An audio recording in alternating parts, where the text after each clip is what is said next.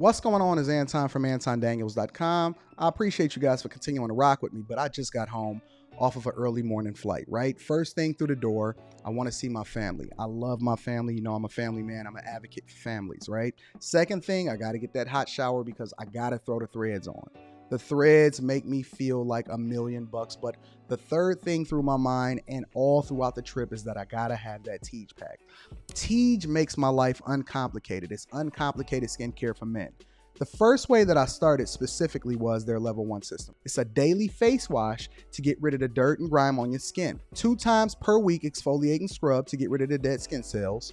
An AM moisturizer with SPF 20 because you should always be protecting your skin from the sun, and a PM moisturizer to help your skin stay hydrated and healthy throughout the night. Here's the thing. My favorite part about Teej Henley is that every box comes with an instruction card that tells you when to use each product, how much to use, and in what order. They really making the process of achieving and maintaining amazing skin for men uncomplicated. In addition to amazing skin, members of Teej Henley get tons of benefits, including at least 20% off the retail price, the ability to customize your box, exclusive monthly deals, you can pause and cancel at any time, and you get free shipping. And because Teej Henley is sponsoring today's video, they're offering my viewers an amazing deal, right? Just click the first link in the description and you get 30% off your first box, plus a free gift. It's an amazing deal. You got to get started today. You're not out here trying to look like a Dusty. And if you travel as much as I do, which I'm sure most people don't, but you know me, I'm pushing my bag chasers in order to be in the top 5%, top 10%, top 1%. We got to make our lives uncomplicated, and Teej Henley is no better product. You got to look good. You got to smell good. And you can't be looking like a Dusty. Make sure you get started today. Click the link in the description. Get that Teej pack. Feel the Teej, my friends.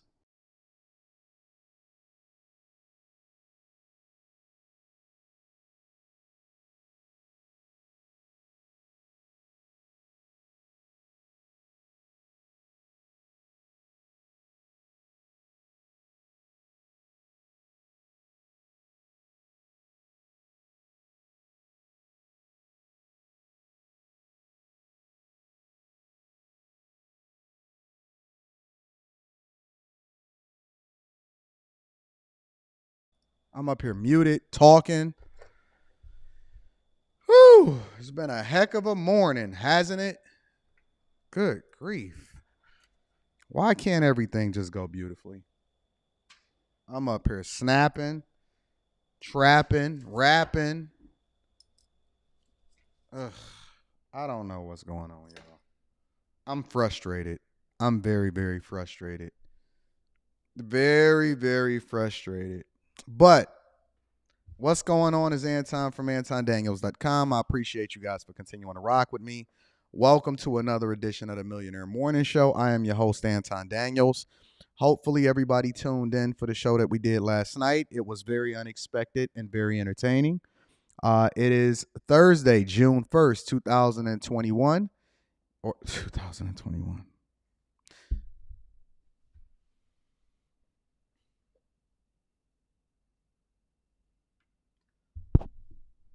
Thursday, June 1st, 2023, year of our Lord.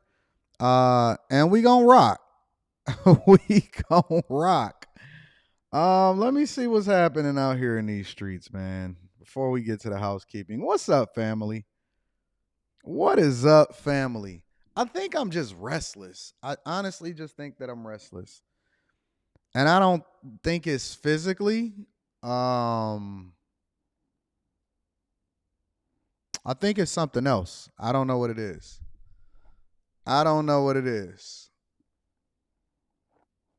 I don't know. I think it's just a mental thing. You know, if you hit a pothole wrong sometimes and you just be like, what the hell is going on? You know what I'm saying? But it was a great show last night. Hopefully y'all tuned into the live stream last night. Yeah, man, it was popping. It was popping. But my TV is back working.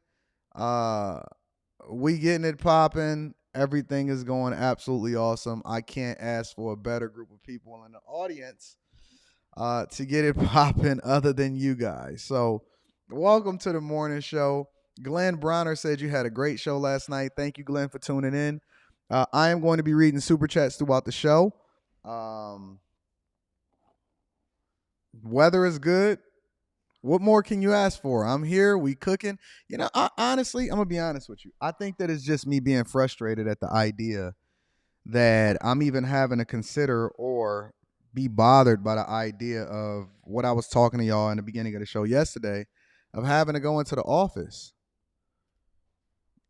I don't know if it's a combination of possibly having to go into the office, having to make adjustments as far as live streaming versus doing a premiere for that particular week. It's bothering me. It bothers me. I don't know why it bothers me so much because I just like things to go the way that I want it to go. And life is not about what happens to you, it's how you react to it. What you about to do? Your book bag is open.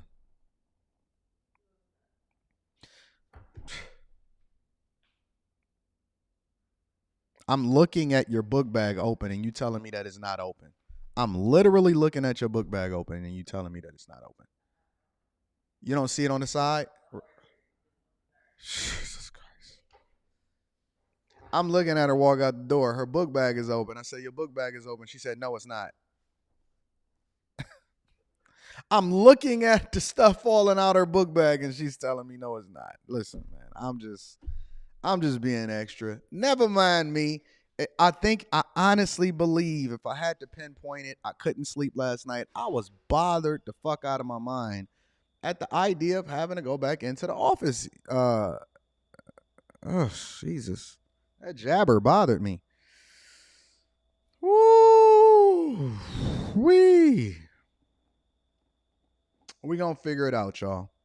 We gonna figure it out. Anton is being a diva right now. I'm being very extra. I get like this sometimes. Sometimes I need a Snickers. You know what I'm saying? But I got a whole show lined up for y'all today. Hopefully you are continuing to run the bag up and run the check up. First and foremost, we got a new link inside of the description for y'all to get y'all Teach Pack. If you have not got your Teach Pack, then we are going to give you 50 lashes. In the words of Dr. Umar Johnson. If you do not have your Teach Pack, it is a strong possibility that you're going to get 50 lashes. Okay? Cancel that other shit. We don't fuck with the ops. All right? So make sure that you get that Teach. 30% off your first order plus a free gift. Okay. Let me go ahead and go left right now. Truth FLA says, a couple months ago, he was telling us all to go back into the office, and now he doesn't want to go back. It feels a little bit of hypocritical, Anton. Well, apparently, you didn't tune into the fucking show yesterday for me to add the context as to why it is that I'm telling you that when you should or shouldn't go back into the office. Let me refresh y'all memory. It's a difference between somebody whose main source of income and the thing that they do on a regular basis as far as trying to move up in corporate America. Now look at Trap Weeze. Anton, why are you still working a job? I'm still so confused. Oh my God.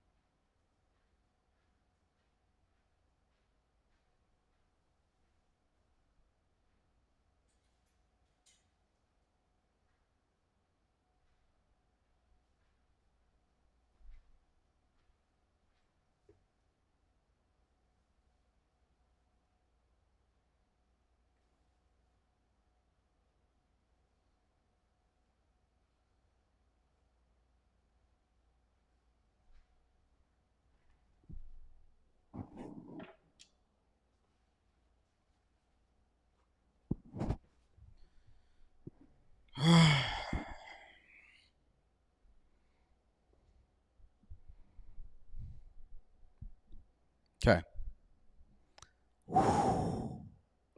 Woosah. Woosah.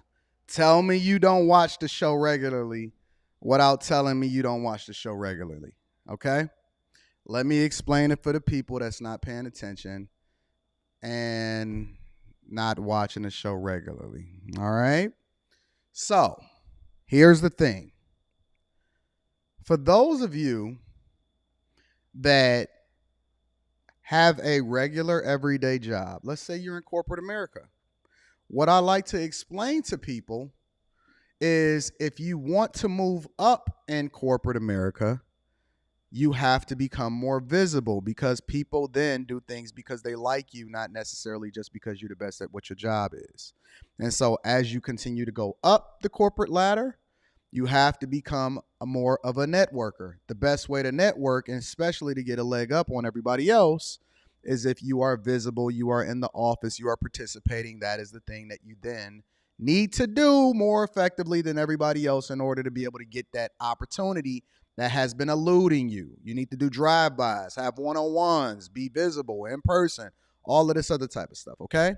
Now, for a person like me that has like 7-8 streams of income, my main sources of income does not come from my regular job. Now, I make an egregious amount of money. For those of you that have been following me for a long time, I actually quit my job back in 2019 and I retired from corporate America. I focused 100% on business. I got out of the restaurant business, rebought my tickets, and then the pandemic hit, right?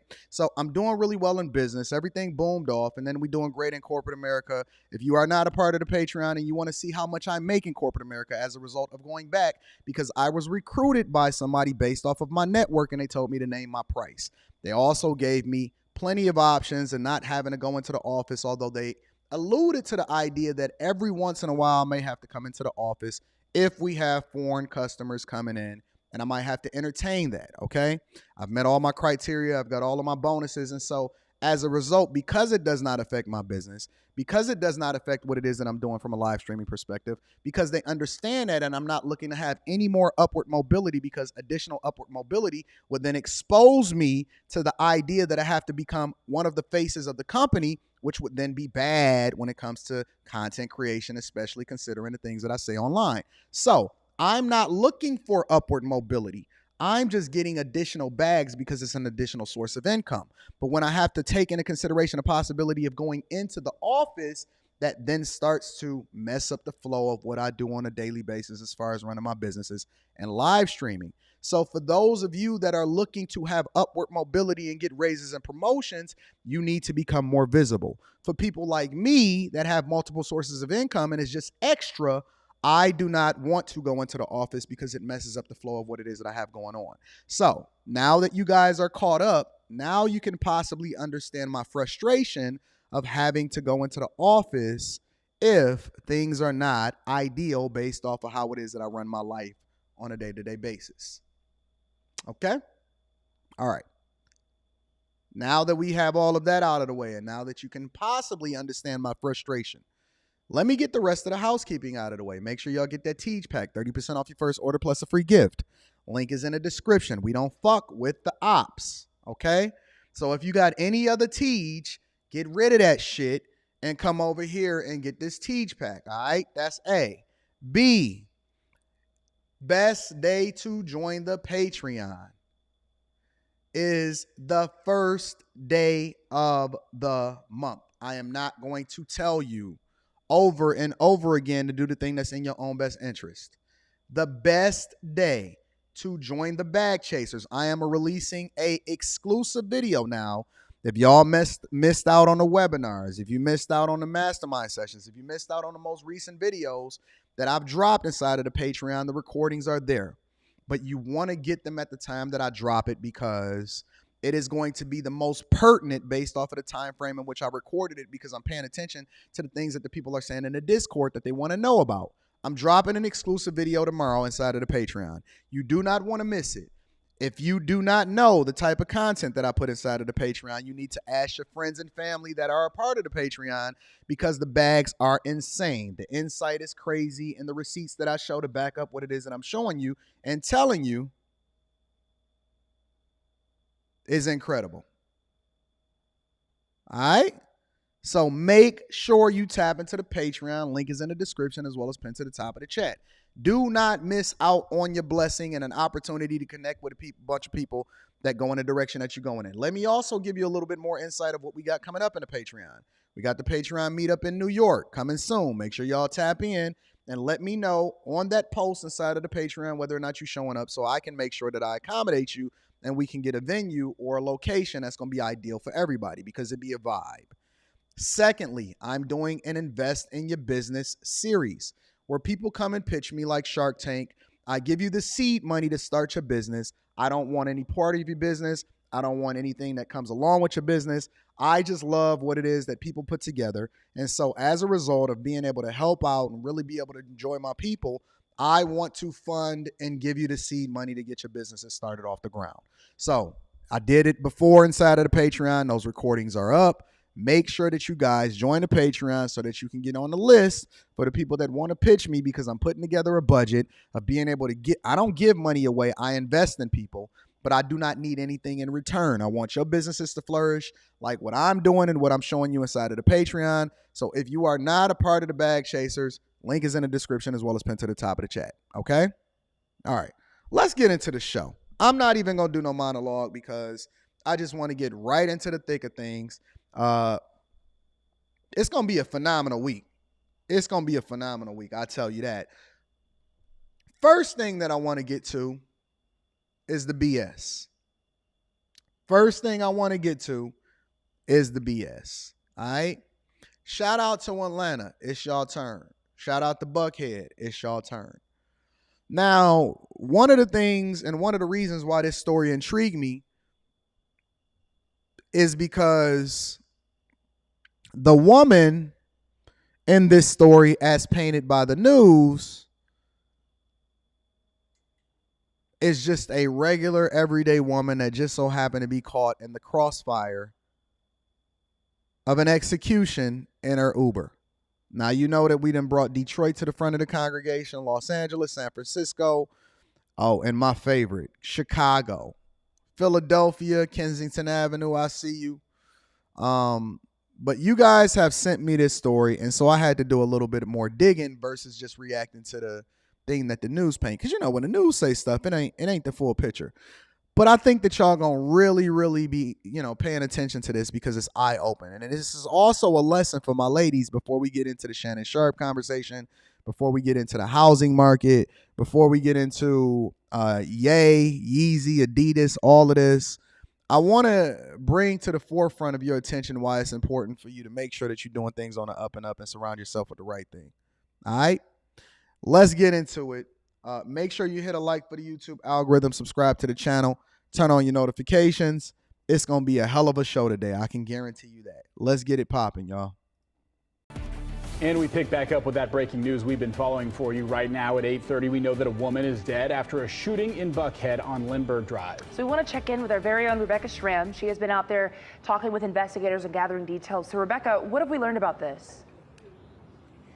Well, Lana and Rob, we just got an update from Deputy Chief Charles Hampton, and he tells us this was a targeted shooting. We want to show you what we're seeing right now. They just loaded the woman's body into the medical examiner's van here on Lindbergh Drive. We've got a number of apartments around here, so a lot of people have been watching outside their apartment windows as all of this has unfolded this morning. Police have been out here for about 4 hours. It was about 4:30 when they first got the call of a person shot, and we were just talking with a man who told us that he came out and the only vehicle he saw at that moment right after the shooting was that Cadillac Escalade. Police tell us at the moment that it was being driven, it was being used as an Uber. The driver must have a limo license as well, because we can tell there's a limo tag. So you know how sometimes drivers will drive for a limo service, they might drive for Lyft and Uber. Well, at this point he says the driver was driving for Uber. That driver is being cooperative, talking to police about what happened. From what they've been able to gather, the other vehicle involved in this incident was some sort of sedan. They're not sure of the color of that sedan, just that it might have been a light color sedan, but several witnesses have described a vehicle sort of like that. Listen to what... Hey, somebody, we're not even going to do the timeout right now. Somebody ban worldwide levels. One of the mods banned worldwide levels. Before we get to the money, let's go ahead and get these motherfuckers up out of here, all right? Let's continue into the show like we was doing originally. Deputy Chief Charles Hampton told us about another incident. We also know at around 4 o'clock this morning at Lennox and Buford, there was another property damage with vehicles being shot at, and we're trying to work very closely to see if that is related to this incident as well. Right now, we don't have much to give out. Various witnesses have said that there's some type of sedan just due to the daylight and the nighttime and the lights at night. We don't really know the vehicle color. It might be a light colored sedan. So right now we're just asking anyone if they saw anything, heard anything, to call Crime Stoppers where they can remain anonymous. Now, before we deep dive into this, and this is one of the reasons why I want to emphasize this to y'all, right? Because the one thing that we do here on the Millionaire Morning Show is that we understand that everything comes back to the money. Everything comes back to the money, whether we talking about what's happening in the streets, whether we talking about politics, whether we talking about relationships, no matter what it is. I'm going to be reading super chats throughout the show. Absolutely getting to that. Shout out to Self-Made Forever. No matter what it is, everything comes back down to the money. Now, what they're communicating to you is that this random woman, who they have no leads on who the shooters are, jumped inside of a Cadillac Escalade and was executed. The driver is living to cooperate. Sounds a little wild to me, but hey, neither here or there. Jumped in a Cadillac Escalade that was a limo license, but also had the ability to be able to moonlight as an Uber driver. Obviously, Uber Black or Uber Black Truck or whatever it is it's called, right? And so I got a little bit curious and I said, well, who is this woman and why is she being targeted, right? So the first thing that I did was I did a little bit of research. I went and found her name, and then I found out that she had 2 different Instagram profiles, right? And the first profile, I can't really show. The second profile, I can go through and I can deep dive a little bit. So let me go ahead and share my screen with you guys. Here, let me remove this first. Let's do this.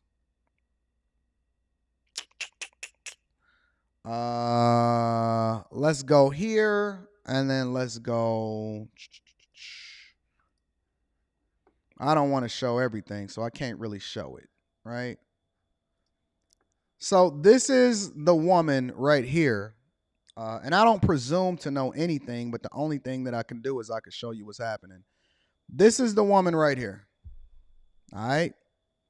On her first Instagram profile, the first thing that I seen was, this is an OnlyFans chick. This is an OnlyFans chick. That's the first thing that I seen on her Instagram profile, is that she's an OnlyFans chick. Red flag immediately. Now, I'm showing you the good stuff, right? Her name specifically, and let me show you her name so you can do your own little research. I am Tabby Batty. I am Tabby Batty, allegedly, is her name. OnlyFans chick in the streets, coming out 4 o'clock in the morning, doing her thing outside in Atlanta / Buckhead. All right, let's deep dive a little bit more. So I got to cover this up before I show y'all the rest of this, because I got to kind of mine through. I got to make sure that we all on the same page.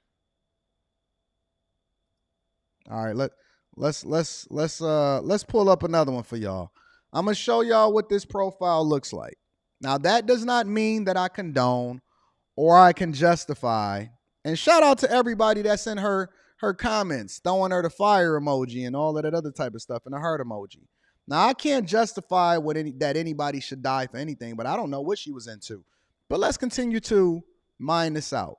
This is the woman that was executed.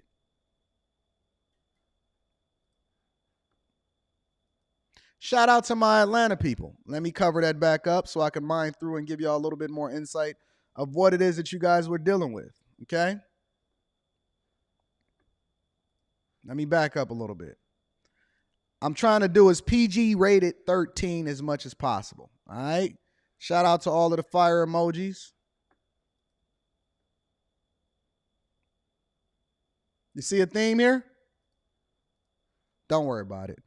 Let me give you one more example of what it is that we were looking at. Here's a good one. Here's a good one. What do y'all think about that one?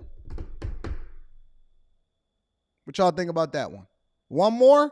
No problem. Let's go ahead and mine it through.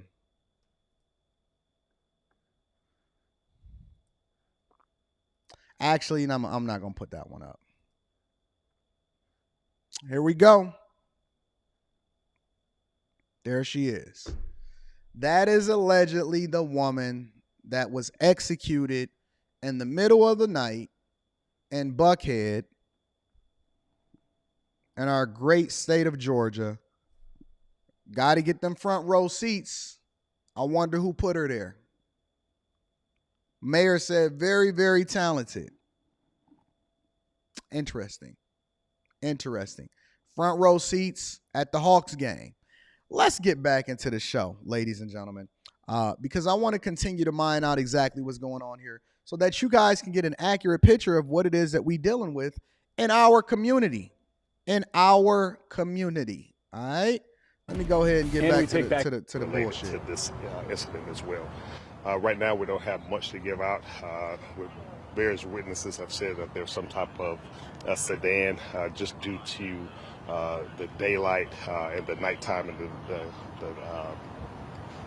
the lights at night. We don't really know the vehicle color. It might be a light colored sedan. So right now, we're just asking anyone if they saw anything, heard anything, to call Crime Stoppers where they can remain anonymous. And you're taking another live look here at the scene on Lindbergh Drive. They're continuing to take photographs and gather evidence, including a whole bunch of shell casings from bullets. From what we understand, we asked if there were multiple shooters. The answer was yes, but more than two. The detectives just aren't sure at the moment. They're, of course, having to process this scene and the other scene to try to piece this all together. Let me help you to understand a little bit something else. We're going to do it this way, too. All right? Let me give it to you from a completely different perspective. And tonight, Atlanta police investigating the shooting death of a woman right in the middle of Buckhead. So someone shooting up the SUV that she was riding in, that vehicle riddled with bullet holes while stopped at a traffic light on Lindbergh Drive. And 11 Alive's Bobeth Yates, well, she's been following this story all day. Joining us live from the scene. Bobeth, what have you learned? Well, Faith, the shot rang out at this intersection behind me. In fact, it was that middle lane right there. The car pulled up to the light when the shooters came rolling by. And now that police are trying to piece together the details of this shooting, they're asking anyone with details to come forward. It sounded like a war was going on outside. I was shook. Nick Taylor lives near the scene. He says he was startled out of his sleep around 4:30 this morning by the sound of gunshots at the intersection of Lindbergh and Adina Drive. Usually when you hear gunshots, it's just like bow, bow, bow, and that's over with quick little 2 seconds, but that lasted for about a good 20 seconds. It sounded like about 40 shots. It was 2 guns, may have been 3. According to Atlanta Police Department, officers arrived on scene to find a person shot in a black Escalade being used as an Uber. We're told the passenger who was in the back of that vehicle was struck multiple times after a car drove up next to it and began firing into the vehicle. This appears to be a targeted incident. As you can see, the number of shell casings, there were multiple shooters. But again, we just don't have a whole lot to give out right now. Officials could not confirm the victim's identity, but on social media, family and friends have identified the deceased as popular Guyanese socialite and media influencer Tisha Brody. That's what they calling them.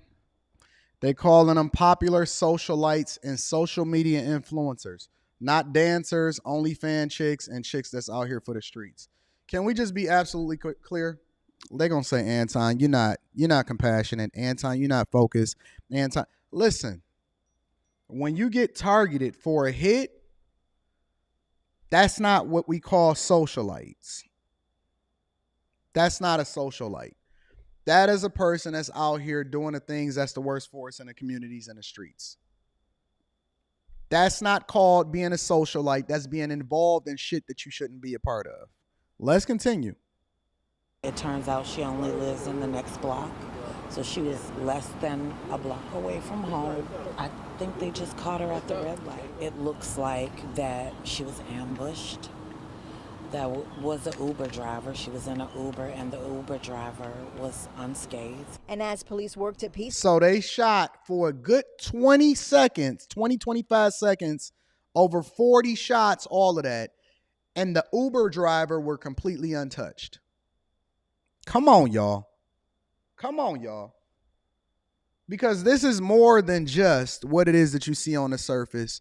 This is how it is that we're normalizing how it is that we live within our communities. This is what a lack of shaming leads to.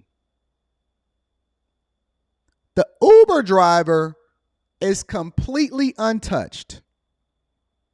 Now, I'm not going to make any assumptions. I'm going to just let you guys draw up your own conclusions with regard to that. The Uber driver is completely untouched. You seen her Instagram. You seen what it is that she's rocking with. You see the environment in which she's doing it in. And y'all telling me that this is normal, that this is the way that we supposed to live our lives. Yellow tape in the streets. I had a live stream last night, and in the beginning of the live stream, I told y'all what the difference was between a wife and the hoes. Let me say it one more time. I told y'all the difference between a wife and a hoe. And the problem with us in society, whether you're in a relationship or you're not in a relationship, the difference is that the wives want to be in the streets and the chicks for the streets can't leave the streets because they're inherently for the streets, but they genuinely want to be wives.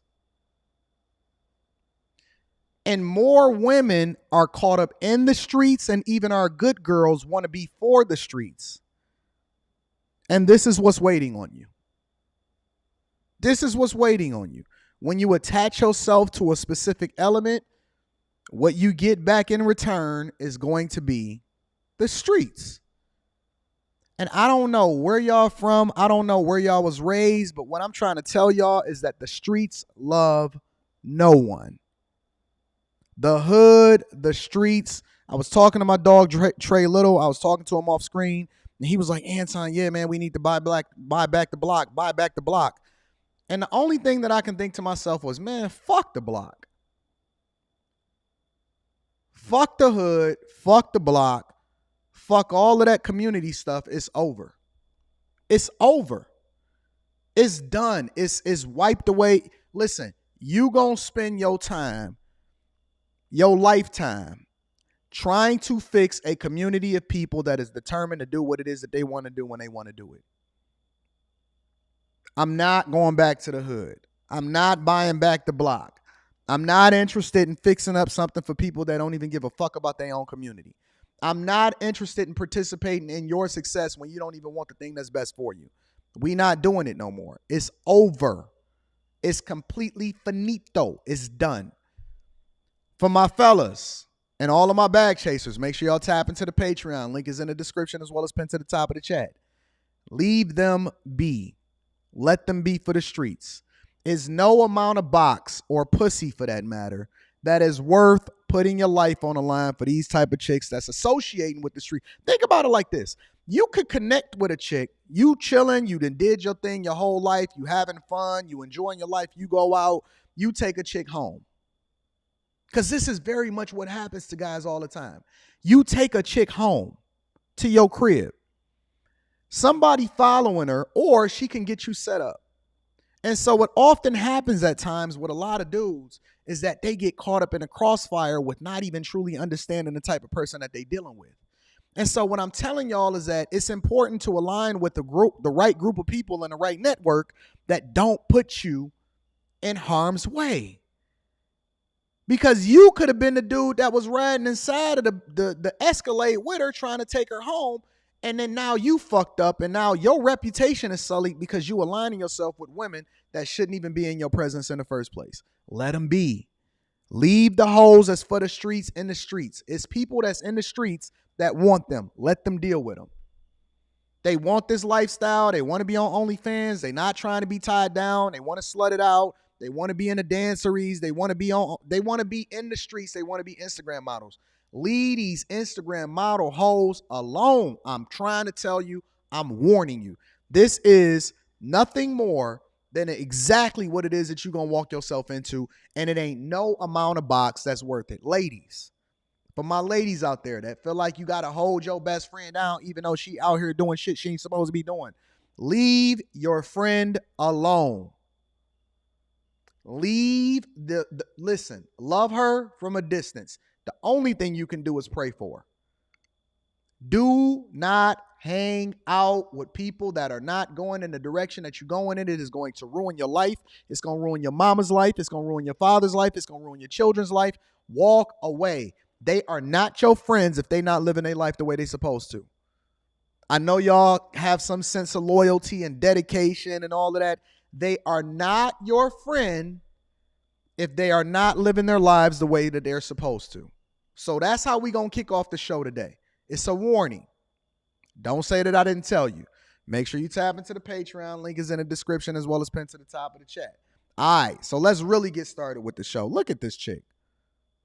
46,000 followers out here in the streets, all of that other type of stuff. Leave these hoes for the streets, bro. And don't tell me to have no respect for the dead. The Bible say let the dead bury the dead. He ain't say nothing about Anton had to respect your lifestyle and what it is that you got going on. Let me read a couple super chats before we get started with the show. Shout out to Sharon Hammonds. Says, hey, big brother, I'll fly in and go in for you if possible. Here I am, not working, looking for remote work. What do you mean? Tap in, man. I need to get some more insight. Send me an email if you haven't already. I'm going to have my assistant tech check it out. Shout out to Sharon. Self-made forever. Oh, you talking about going into my job. I got you. Self-made forever says, did you see the 51 million migrant bill pass in Chicago? I didn't. Email me that. And what they're doing in New York hotels for migrants. I haven't. Email me that and I'm going to check it out. Mr. Hillel says, Georgia has a huge trafficking problem and these OnlyFans chicks are helping the wickedness, so I wouldn't be surprised if this was linked to that. I wouldn't be surprised either, big dog. Me either, Mr. Hillel. I agree with you. Hassan Malik says, professional hitmen only hit their target. That's why the driver is still living. Looks like she effed with the wrong person. I don't know about that because what I was taught, well, let me be quiet. What I've heard is when you have witnesses, nobody lives. That's what I heard. I heard that the professionals leave no witnesses and nobody to be able to identify anything, including the car, the license plate, none of that. Once one person got to go, that everybody goes. That's what I heard. So I don't know. We got two different perspectives of what that looked like. Either way, I don't even want to be tied to any of these people that's doing anything egregious because my life is precious. They don't care about theirs. I care about mine. Shout out to Chelsea's live line. Says, salute family. Appreciate you always. Chelsea must have got that Zell. Says, keep being you. I need that coaching call when you're free. Shout out to Chelsea. I appreciate you for rocking out with me also. John Doe says, hook a brother up with that hoodie. Let me see if I can find, because I keep saying I'm going to put it in.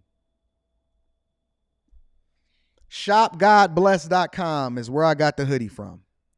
I'm going to put it in the description also. It's called ShopGodBless.com is where I got the Follow God, Not Culture hoodie. You guys can go and get that on the website. Order it. It is not even expensive. I make nothing from it. This is not my brand. This is just one of the chasers and one of the people that actually is doing great things. I might even buy it. Why not? I might even buy it out.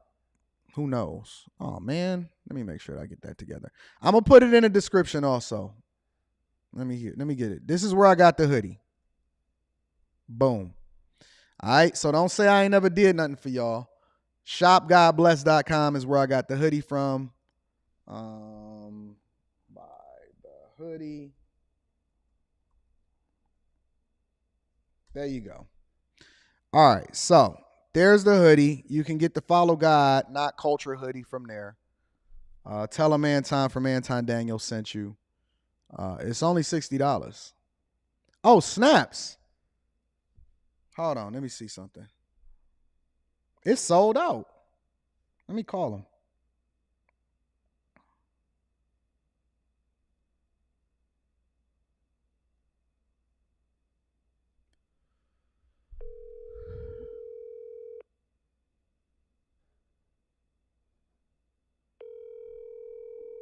Shout out to all of the new bag chasers. Hey, I'm on the live. My people were saying that the hoodie is sold out, bro. It is sold out. So we're waiting on the restock. But yeah. Well, I guess I'm going to stop. You said what? I said, thanks to you. We appreciate it. But yes, it is sold out. All right. Well, I guess I got to stop wearing it then. You don't have to stop. Just build up anticipation. I'll put the restock date on the site and on our social media. When are you planning on getting it back in? Right now it's going to be, let me see. It'll probably be on the 16th. It'll be restocked. All right. Okay. All right, bye. I appreciate it. Bye. 16th. Probably on the 16th, there will be more available. So if y'all got products and y'all trying to sponsor a live stream, Anton sell shit out. But I'm going to go into that. That's a part of the video that I'm doing inside of the Patreon of exactly how it is that y'all can market y'all products more effectively to ensure that, you know, you guys can get to the bag, that whatever it is that you launch, how it is that you're supposed to move your products, depending on what industry you in. Patreon exclusive video dropping tomorrow, and I'm going to break down exactly how it is that y'all supposed to be able to leverage what it is that you're putting together in order to really get that bag, all right? I'm going to break that all the way down and ensure that you guys really, really can leverage the products that you have and how it is that you can market it more effectively, all right? So definitely going to be up soon. Make sure y'all tap into the Patreon. Get your Teach Hanley 30% off your first order plus a free gift. Now, I want to go into Ye, all right? And the reason that I want to go into Ye is because people keep telling me, or people kept sending me these articles saying that Yeezys is back on sale. Yeezys is back on sale. They went on sale yesterday. Man, then when I went on my YouTube and I seen my feed, I seen a lot of people that was doing a live stock, live cop. And I said, what is this going on? So I said, all right, so I'm going to have to go ahead and anchor that into the show that's happening today, which was yesterday. So I want to go into this. But one of the things that was interesting and that was a part of this whole conversation was how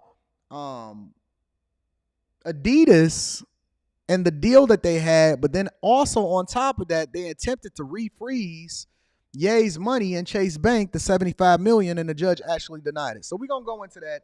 Make sure y'all hit a like for the YouTube algorithm, subscribe to the channel, and turn on your notifications. Let's mine it out from a business perspective, ladies and gentlemen. Welcome back. Well, starting today, Adidas is once again selling Yeezy sneakers. That's the shoe line designed by the rapper formerly known as Kanye West. Adidas, you remember, had pulled the shoes from its stores in October after cutting ties with Ye, as he's now called, over his anti-Semitic comments. NBC News business and data reporter Brian Chung joins us now.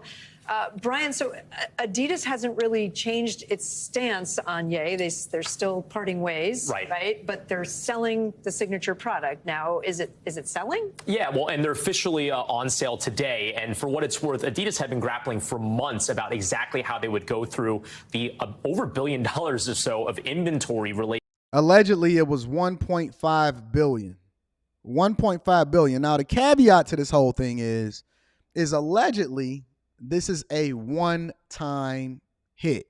So one of the reasons I believe that most of the people that were copping all of these sneakers were copping them is because this is the last hurrah between Adidas and Ye for them to be able to cop these Yeezys and these sneakers. Allegedly, they also had a deal with Ye in which they were paying him $500 million in order to even be able to sell these shoes with his likeness on them, because Adidas knows that they can't actually move the product without Ye and his name attached to it. And so Ye having to approve this whole thing and be a part of it and also give his blessing, they allegedly had to kiss the ring, do one last hurrah in order to be able to move the product in the inventory. And then the goal, and I'm going to break this down in a second, the goal was to recoup, but I'll get into that in a minute. to Yeezy that they had already ordered prior to cutting their ties to him in October. So there were some options out there, like, for example, destroying all of the sneakers and the clothes, by the way, which is also part of this, or maybe donating them. But ultimately, they decided to sell them with a, quote, substantial or significant amount being donated to organizations that combat discrimination and hate, like the Anti-Defamation League, which is. Now, this is all cap, and I'm going to tell you what the cap is because what they will say to you is that, hey, we're not going to benefit from this. We're not going to profit from it. What we're going to do is we're going to move this product because it's taking up space inside of our warehouse and we can't actually make any money from it. But see, they put themselves between a rock and a hard place because they've already positioned themselves to be against Ye and to completely want to distance themselves from his statements that he made previously. Even though they don't understand business, even though they don't understand sneaker culture, and they're there as a company to make a profit. But let me tell you what the finesse is. They're saying that they're going to donate the profits, meaning after expenses. And this is the thing that people don't get about business. Somebody, a lot of people, when I jump on coaching calls, and I seen somebody send me something the other day, and they say, listen, man, I'm getting to the bag. I'm doing $1 million in revenue. We running it up, and all of this other type of stuff, right? And I said, oh, okay. And they said, man, you don't seem like excited or anything like that. And I said, well, you just told me how much you gross. You didn't tell me how much you made. Reading Super Chat shortly. Shout out to J Ben. I said, you just told me how much you grossed. You ain't tell me how much you made, right? What are the expenses that's tied to this? How can we cut costs? How can we raise the amount of money that we make per sale, basically the percentages and a return on investment, right? And they said, what do you mean? I said, well, listen, why do you think that you're in the same place that you was when you had a regular job, even though you're doing $1 million in sales and you projected to do $2 million in sales, right? And they said, well, I said, what's your revenue? I got to get the numbers together, but I think I made like a little under $100,000. That means that the amount of money that you make, right? You have an 8%. If you're making $80,000 on $1 million in sales, then that means your cut of the revenue is basically 8%. That means once you deduct all of the expenses, everything that comes out, transportation, shipping costs, manufacturing, workers, salaries, paying everybody, so on and so forth, your profit is only at 8%. 8% profit off of $1 million in sales. That's $80,000. So just because you do a lot in revenue does not necessarily mean that you're great at business, right? So the only way in which you can solve for that, either you have to scale more, right? You want to raise that up to $3 million in sales, which is the equivalent of $240,000 in profit if you can continue to keep costs at exactly what it is, and you don't raise the amount of money that it takes in order for you to continue to manufacture the product, which is one of the reasons why companies like to scale more. The reason that they like to scale more is because they can use the same machines, the same products, the same workers, and get more out of it, which then increase the percentage that they take from the gross of the revenue in order to ensure that the business is successful. So let me break it down from a C student's perspective, right? Let's say it takes you $900,000 in order to get the product out the door. Let's say we sell this hoodie right here. I don't know what he's selling, what it's costing him or anything like that. Let's say you sell this hoodie right here, right? And the hoodie is selling for $60, but it costs you $50 in order to buy it, move it, ship it, pay somebody to do this, so on and so forth. Then that would mean that they only get $10 for every sale that they make.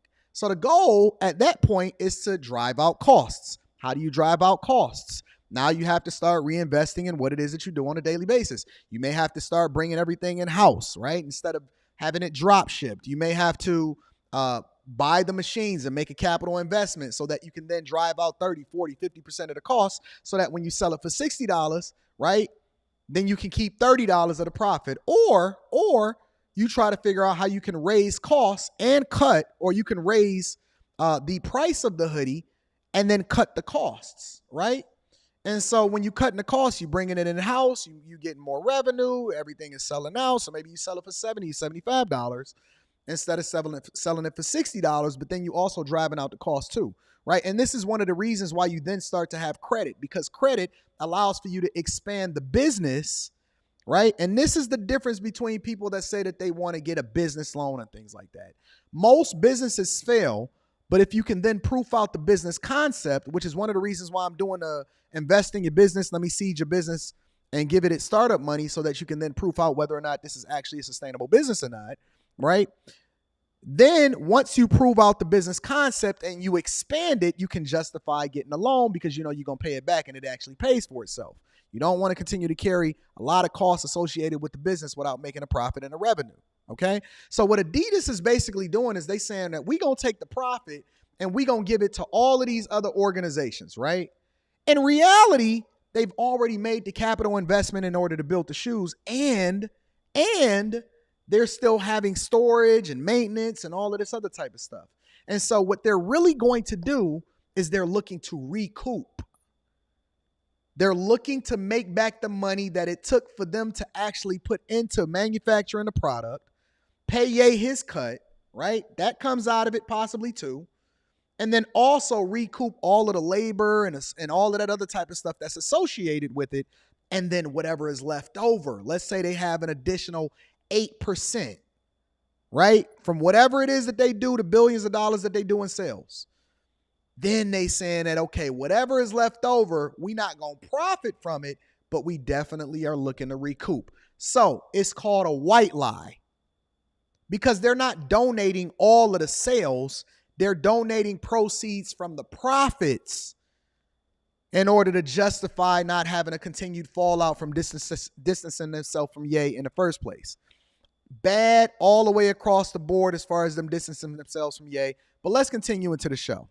The way that Adidas is choosing to go about it. So they are on sale. But again, we don't know the numbers to those sales. We don't know the volumes to those sales. All we know is that they have a lot of inventory, a lot of shoes and sneakers to try to sell through. And given how many they have to sell, who do they think is buying? I mean, I know they were popular among sneakerheads. You're a sneakerhead. What do you think? Yeah, well, prior to all of this, right, the Yeezy shoe was largely regarded as one of the most popular shoes out there.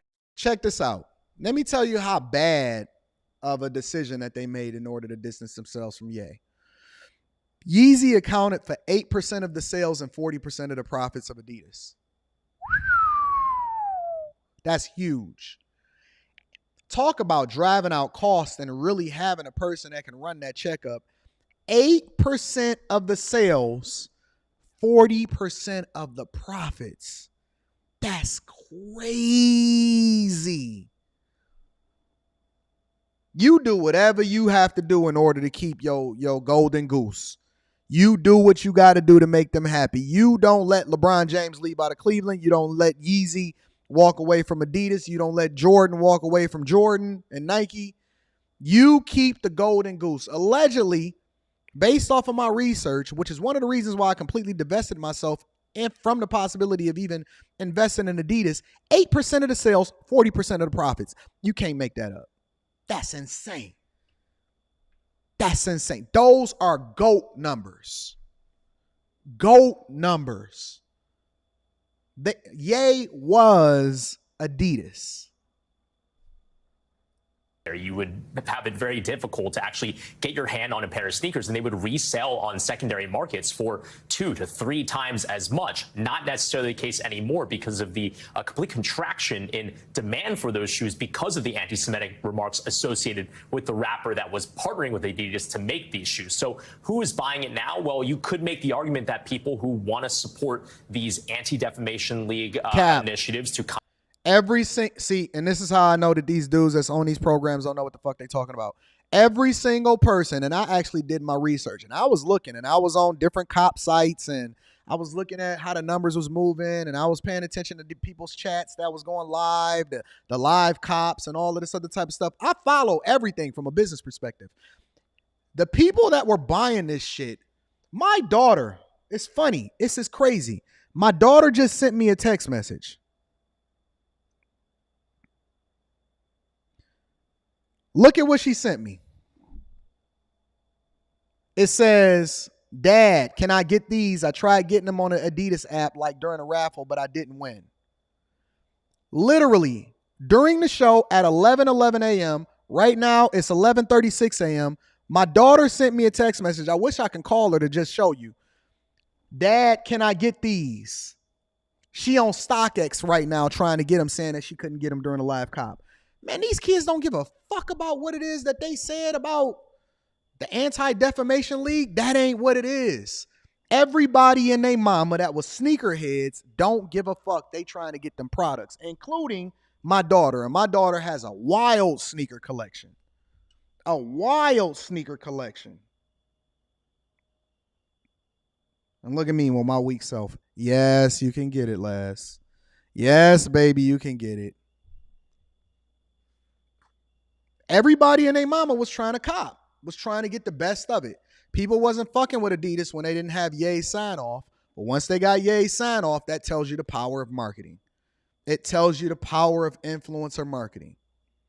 He don't know what he's talking about. Combat hate because some of the money is going to be going there. The problem is we don't really know how much of the sales are going to be going there. When they say significant amount, that also implies that Adidas is still going to pocket some share of those proceeds. So we don't really know. But again, it could be simply just talk from Adidas's point that this is where we're donating it. But maybe it is in earnest as well. We'll have to see. Do we know how many shoes exist? Like, do we know how... I don't know if we know this, how many sneakers are on sale? We don't know the exact unit amount, but the estimate out there is that it could be over $1 billion in inventory. Again, these were things that were already ordered prior to the termination of that business relationship with Ye in October. But for what it's worth, the company itself, as a public company, projected that it could cost them as much as $700 million to get through this issue. Again, they were weighing whether or not it was going to be more financially, but also socially responsible. And the worst part about it is that this is only a one-time cop. So don't think that y'all should go over there and try to invest in any Adidas-related company.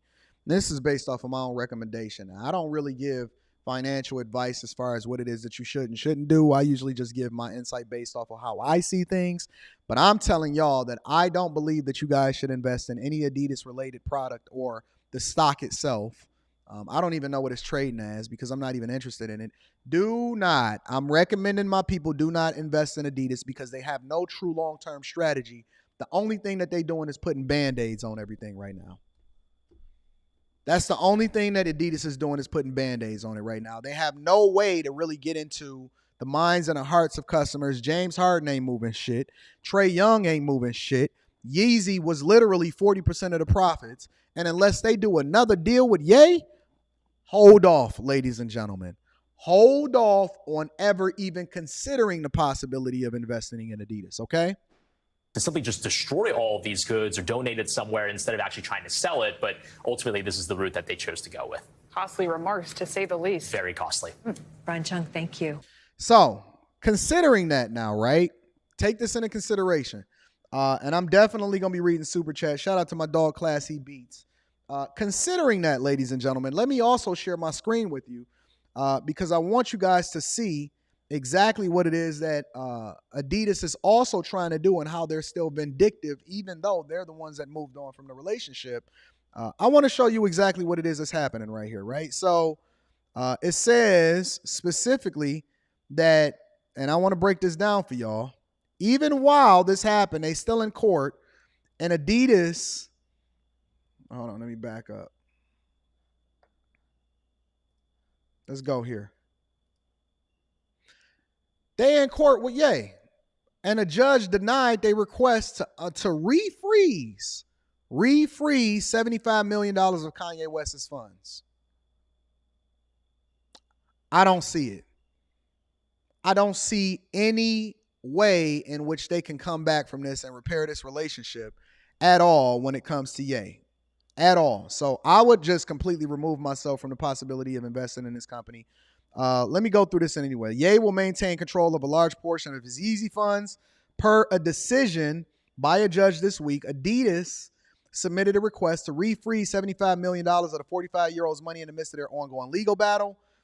Billboard obtained court documents revealing that the judge denied the emergency motion this past Tuesday, which was day before yesterday.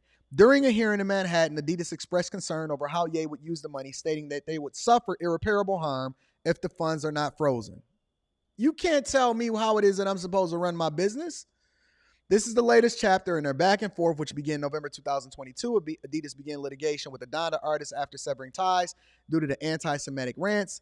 Judge Caproni granted their wish and froze the funds on the ex parte basis, meaning in favor of Adidas, rendering West and his team unable to counter. Check this out. I just said this. According to Morgan Stanley, at a time when the partnership between Kanye West and Adidas dissolved last year, Ye accounted for 8% of Adidas revenue and 40% of the profits. If this is not quite possible, I know that we do individual people and we say bag fumblers of the year. We say bag fumblers of the year. But if there was ever a biggest bag fumbler in history of this show, and I am on the 101st episode of season 3, I've done over 200 episodes of season 2 and multiple different episodes of season 1 because we started in the short year of season 1. I think Adidas is quite possibly the biggest bag fumbler in the history of this show. You do not take 8% of the revenue and 40% of the profits and nuke that. You don't fuck over somebody like that. You never, ever, ever, ever in history, you protect the bag. If y'all got a person on y'all team that's producing, you roll out the Brinks truck. If you got a person that's rocking with you, if you got a chick that you laying next to every day and she bringing down that bag, you make sure that she taken care of. A lot of y'all let y'all ego get in the way, which is what Adidas did. Y'all let everybody else get in your ear and start to fumble the profits, which is what Adidas did. This is a absolute, positively bag fumbler of the decade play right here. I have not heard of any other company or any other individual that's fumbled a bag bigger than what Adidas just did. So, just giving y'all some insight on what it is that I see happening out here in these streets. Make sure you hit a like for the YouTube algorithm, subscribe to the channel, and turn on your notifications. Let me read some of these super chats, and then we're going to continue with the show. John Doe says, hook a brother up with that hoodie. I already dropped it in the chat. They're going to do a restock soon. Hold on. Let me see something.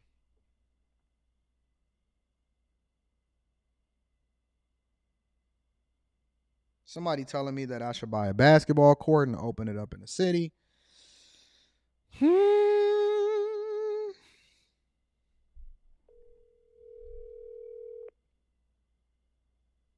Hold on, let me see something. Hello, sir. Hey, what up? You busy? Just in the shower. Go ahead. I think we should partner 50-50 on this clothing venture that you got going on here. Are you on live still? Yes. Oh, Jesus. Say that from the beginning. Oh, my bad. I'm on live still. Okay. See, that we'll talk more, but yeah, that sounds like a great idea. All right, bet. And that's how I do business. I do business with people that I know. We don't sit there and go back and forth. We don't fuck around. We gonna get the lawyers, get the paperwork drawn up, and then that's that. That is what it is. When I like something, when I like people, when I see something popping off, I call and say, hey, man, we need to go 50-50 on this. Oh, okay, cool. We'll talk more about it afterwards. That's how I do business. That's how simple it is for me to get deals done. End of discussion. So they say, Anton, when you gonna get your merch out? I just did.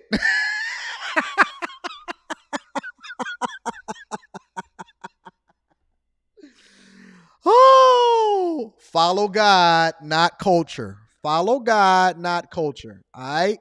Maybe I'll do a Patreon exclusive to actually show you guys what it is that I'm gonna put inside of the contract to ensure that we both are protected, and we have a great vested interest in what it is that we got going on from this business venture that we got going on. All right, so let me get a couple more super chats in here. Treehouse ENT says, "Love that hoodie. Thanks for applying the real truth." Thank you for loving the hoodie. Bam Bam Lynch says, joined the group, looking forward to learning. Shout out to all of the new Patreon members. Link is in the description as well as pinned to the top of the chat. I got a bevy of information that I got lined up for y'all. Jay Ben is in the building, says, Get the likes up. Ain't no way the ratio is this far off. Get your Patreon membership together too. Last month of the second quarter, level up. Level up. Level up. You know what I'm saying? Shout out to my dog, Classy Beast. He says Adidas better pull up 2 Brinks trucks for Wembanyama. I don't think Wembanyama is going to sign with Adidas. I think Wembanyama is definitely going to go with Nike. Nike is going to go ahead and rock that out. Aaron says Heat and 6. Remember what Aaron is saying right now. Heat and 6. I don't know where he got this name, the sports guru, from, but Heat and 6, the sports guru, has spoken. This is what Aaron says. Now, we're going to come back and revisit this. I'm searing it into my brain right now, Aaron. All right? Make sure y'all get a like for the YouTube algorithm. Subscribe to the channel. Turn on your notifications. If you have not already, make sure you get your Teach Hanley 30% off your first order plus a free gift. Let's continue with the show. Shannon Sharpe. This is the part that I really wanted to have a conversation with y'all about because it's important for us to have the right relationships in our lives. As you just seen, I can make a phone call to any of my people and say, yo, let's do business together. And they're going to be like, all right, bet. End of the conversation. End of the conversation. Shannon Sharpe, by all reports that's happening outside of what's happening out here, Shannon Sharpe is leaving Undisputed. It hurt my heart when I heard that. It hurt my heart when I heard that because Shannon Sharpe and Skip Bayless is quite possibly, now that they off the thing, some stuff that I got being put together is going to be fire. I have some stuff that's about to be being put together that is fire. Shout out to all of my people out in these streets. I'm hunting for the people that really, really understand sports, not y'all fake sports gurus out here, but people that truly understand all sports. I got some fire coming for y'all, but it's going to be awesome. All right. But yeah, Shannon Sharpe is allegedly leaving Undisputed. All right. So it was some pundits that had some thoughts and some perspective about that. But I want to give y'all the general summary of what's happening before we really, really get into it. Make sure y'all hit a like for the YouTube algorithm, subscribe to the channel, turn on your notifications. I'm definitely going to be reading super chats throughout the show. Continuing. Let's get into it, ladies and gentlemen. Ryan, straight up, what happened here? What led to this breakup? So I think, the whole purpose of the show is contentious debate, and the show works at its best when the two have genuine friction. And so I think for a number of years, they were able to, coexist really successfully for a while with Shannon basically being, the new partner, whereas Skip had been with Stephen A. Smith for a number of years at ESPN. The friction really boiled over during this past football season when they had a contentious debate about Damar Hamlin. I guess I wouldn't even call it a debate, a contentious segment. So a lot of people are reporting, including Rob Parker and the Beige Rage. I'll get to him in a minute. I'm going to play that in a second. A lot of people are reporting that the feud or the alleged disruption in their relationship started with Damar Hamlin, with that whole situation, right? Now, I don't know if anybody remember anything that happened to Damar Hamlin, but Damar Hamlin is the guy that basically collapsed on the field and all of that other type of stuff, and it was a big deal, right? I don't believe that. I don't believe even a little bit that the contentious or the issue amongst them or between them has anything to do with it at all. Now, I'm just speculating. I'm giving my perspective, but I'm giving it based off of a couple different factors. A, if you go back and you look at all of the ways in which Shannon Sharpe has talked about Skip Bayless, he has nothing but praise, nothing but admonition. Also credits him for even giving him an opportunity to even be a part of what it was that they were doing over there at Undisputed in the first place, all right? For the people that don't understand, Skip Bayless largely came from, or he left ESPN because he used to have a segment with Stephen A. Smith, and he took a big bag. Now, they say Skip Bayless make well over $30 million, $35 and the $40 million range. I don't know. I'm going to have to confirm that. I'm going to stay on top of this for y'all that's in the chat. They say that Skip Bayless is getting a bag. That Skip has been busting down bags for a long time. Now, one thing that I will say about Skip Bayless is that I believe that Skip Bayless is going to be just fine. Skip Bayless is going to be just fine. Put together the show with Stephen A. Smith, did just great. Brought in Shannon Sharpe, who was not even largely a basketball pundit, but was a football guy and was able to make the transition and dedicate himself and be successful. But the one thing that I know about Shannon Sharpe, based off of what's being communicated on a regular basis and how hard his work ethic is Shannon leaves no bags on the table. Shannon does not let his ego, even though he does performative work on the TV screen, Shannon does not let his ego, from all accounts, from just looking at it from a visual, Shannon does not let his ego prevent him from being able to bust down a bag. Shannon is a bag chaser. And so you can't sit here and tell me that anything pertaining to anybody, including Damar Hamlin, is going to be the wedge that drives him away from Undisputed. I believe that Shannon Sharpe believes that there's bigger bags on the horizon. He has the unwavering support of Fox. How do I know this? Because Fox are the ones that's actually putting together and promoting and producing his Club Shay Shay show. So y'all think that Club Shay Shay is just Shannon and him doing it all on his own, and that's the end of the conversation. It's not.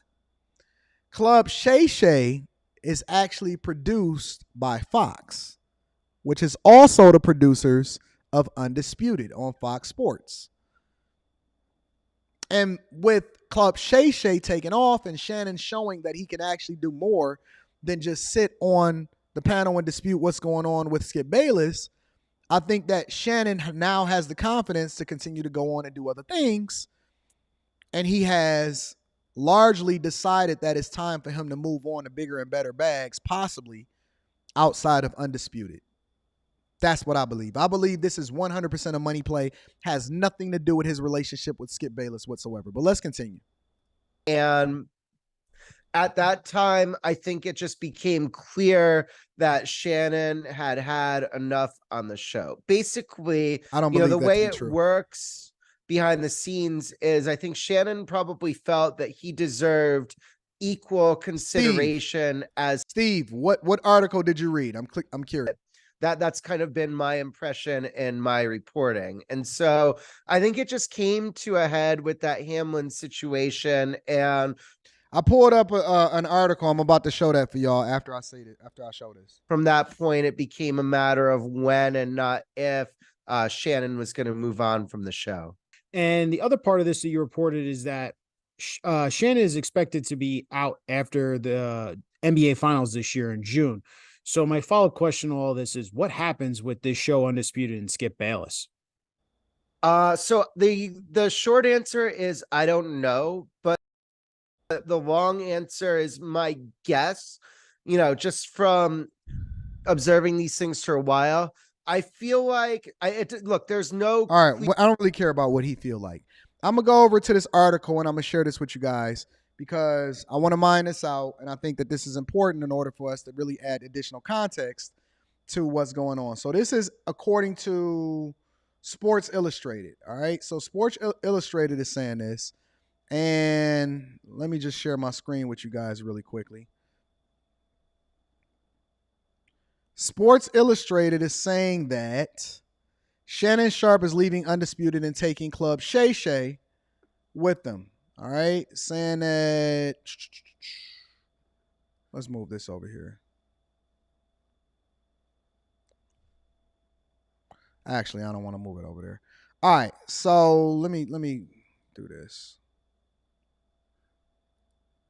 Shannon Sharpe, an HBCU and NFL legend, will depart from Undisputed following the end of the 2023 finals. Also, Sharpe and the network are discussing his buyout for the show, including his award-winning podcast, Club Shay Shay. So, Shannon Sharpe has to buy himself out? Is that what this is saying? Shannon Sharpe has to buy himself out? That's what this is saying. Okay? Sharpe and his Undisputed co-host Skip Bayless had great chemistry during his tenure. In January, the two hosts had an on-air friction following Bayless posting a controversial tweet regarding Buffalo Bills player Damar Hamlin's injury. Bayless tweeted, "No doubt NFL is considering postponing the rest of this game, but how this late in the season, a game of this magnitude is crucial to the talk show." Bayless clarified his statement but failed to apologize. The Pro Football Hall of Fame player Shannon Sharpe had an issue with his co-host's position regarding the tweet and did not appear on the show. According to Andrew of the New York Post, the Pat McAfee show.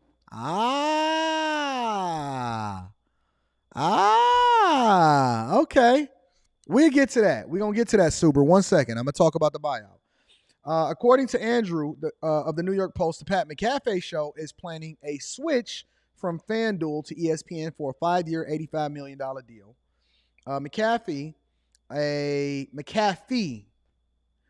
former NFL player, has one of the most popular podcast shows with regular guests who would appear to break headline news. One of his most notable guests is New York Jets quarterback Aaron Rodgers. When Sharpe leaves Fox Sports, he has the potential to secure a lucrative multi-million-dollar deal with a growing network that values popular podcasts and personalities like him and Club Shay Shay. His podcasts included Deion Sanders, Terrell Owens, blah, blah, blah, blah, blah, whatever. All right, cool. So let's break this down really quickly before we get over into the thick of things. Let's break this down really, really quickly, all right? So Shannon Sharpe probably has opportunities already on the horizon. He probably already has a deal in the making. He already has a deal in the making. And do not be surprised. Do not be surprised, ladies and gentlemen, if you see him over on ESPN, because Disney is looking to compete. I'm not even going to say ESPN. I'm going to say Disney, because ESPN is owned by Disney. Disney is looking to compete, and they are giving out the bag to all of these content creators that actually have proven themselves to already have a following and an audience. Let me tell you how this works, all right? The content creation game is very, very similar to the music game, and a lot of people don't understand it. Content creators are just like rappers now. They don't have A&Rs in music anymore. They don't develop talent naturally. You're not going to go out there and stand in front of a building and be rapping and spitting bars and then get a deal, and then they're going to mold you and put you with all of the great producers, and then they're going to teach you how to stand and dress you up and take you out to eat and take you on shows and then get you set off by aligning you with somebody that can then get you a feature, and then you're going to blow up, and then you're going to go and do your own thing and have your own career. That's not how the game works no more. In the music game, large companies are not looking to invest that type of money on something that may or may not pay out, especially with all of these new rappers going to jail. So what happens is they are looking for already homegrown talent that just needs that extra push to make them superstars. And that is similar to what it is that you've seen with Pat. And also what it is that you see happening with Shannon, right? Because people that already have a following in a put together show, the only thing that they have to do is roll out the red carpet and give them the bag. They don't have to produce them. They don't have to put together sets. They don't have to find a talent. They don't have to try to pair them up. They don't have to see whether or not they actually good for the show. How do they work in chemistry? Pat already has a product, and so all they're doing is giving him a budget to continue to do what it is that he's doing. And so I would not be surprised even a little bit if we seen Shannon go over to ESPN, or he get a deal with FanDuel or something like that. And one of the reasons why I think that the buyout, right, because Fox obviously has a vested interest in seeing Club Shay Shay or Shannon Sharpe become successful, which is one of the reasons why they produced the show. So when you say buyout, I would guess, now I don't know for sure, and I'm going to continue to do my research, and I might even make a few phone calls. I would guess that Shannon probably already has a bag waiting for him, and that is what would allow for him to be able to have a buyout from Fox's vested interest in him as a radio personality and as a YouTuber, as a content creator. So let's get Skip and Shannon. Let's get Rob Parker. Cold Pete. I'm stunned by this news of Shannon Sharpe leaving Undisputed. I think it's a big loss for FS1. I thought they had, at least gotten to a point where Skip and Shannon could coexist. They were still doing the show great. And, but apparently They are not going to go on. I remember the moment because I saw it. Yeah. And the moment that Skip said, somebody in the chat said they've never heard of an employee having to buy him or herself out. I wonder what that means. Okay, so let me tell you what buyouts mean. Let's bring it back to music, right? A lot of times artists sign contracts, but then they don't fulfill their obligations with regard to that signed contract. So let's say, for example, let's take Shannon Sharpe and let's just use some imaginary numbers in order to illustrate our point, okay? Let's say Shannon has 3 years, $15 million left on his contract in order for him to continue to fulfill his obligations. And again, we just using made-up numbers in order to illustrate a point. Let's say Shannon Sharpe has 3 years, $15 million left on his contract in order for him to fulfill his obligations, right? And then let's say there's some incentives in there or whatever, so on and so forth. Okay, cool.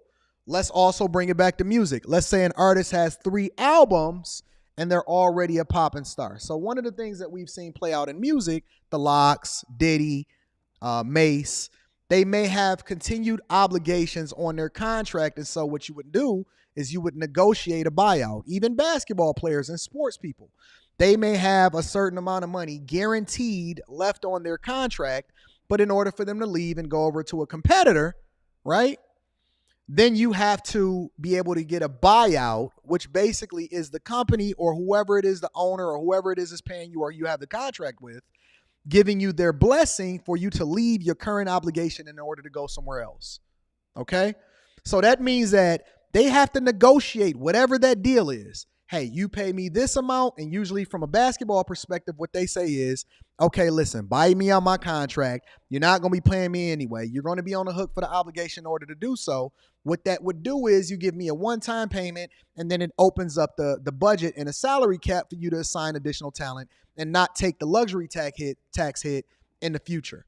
So it saves the NBA team money. It allows for them to go out and get additional talent, and then it allows for the player to also go out and sign with another team and maybe try to win a championship.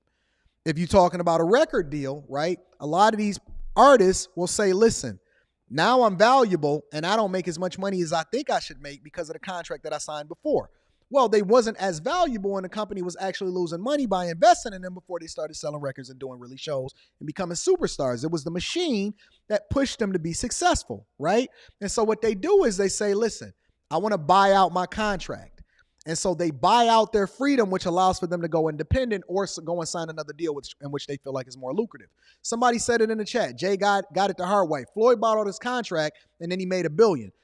What Floyd did was he bet on himself, because a lot of people need that security because they're not as good, they're not as marketable, they're not as great, they don't have the skill set to understand and the longevity to become that successful long term. So because Floyd had the wherewithal and the business acumen and the talent and the dedication to buy himself out of the contract that he had with Bob Arum and Top Rank, then he went and made Mayweather Promotions, and he linked up with Leonard Ellaby and all of that other type of stuff, right? And then he wound up betting on himself, in which he made way more money in the end. But it's a lot of people that need that guaranteed contract because they're not pulling in the numbers that they think that they can. And so it's really just a bet on yourself, unless you're taking your talents to go and sign with somewhere else that see you as more valuable than what it is that they're paying you at your current job. So buying out your contract allows for you to basically void out the contract with the blessing of the people. And sometimes people even have a buyout clause in their contract. It allows for you to basically void the contract that you currently have in order to go and do whatever it is that you want to do, whether you want to bet on yourself, create your own product, or you can go and sign with somebody else that's willing to give you a bigger bag as a result of it. So that's basically what a buyout is. It doesn't necessarily pertain to regular everyday employees. It pertains to talent that then have contracts and obligations that they're supposed to meet. You understand what I'm saying now? All right, so let's continue. To Shannon that he was jealous of Tom Brady. He was criticizing Tom Brady's play.